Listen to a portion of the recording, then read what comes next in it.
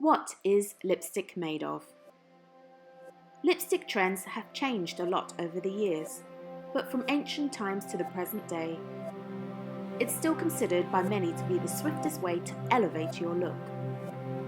But as times have changed, we've also come to ask more from our cosmetics, and it's important to know what lipstick is made of and where it comes from. What is lipstick made of? The materials lipstick is made from can vary widely, but a few of the top ingredients worth noting are wax, oils, and emollients.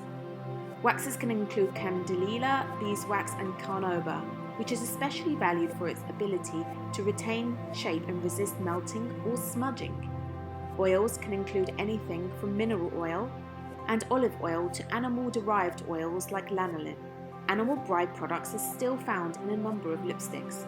From ancient Egypt to the 19th century in Europe and the US, crushed insects were one of the most common lipstick ingredients because of the wide array of vivid shades it offered. Fortunately, the times are changing, but it's always a good idea to scout the ingredient lists for safety standards of a brand the next time you hit the makeup counter.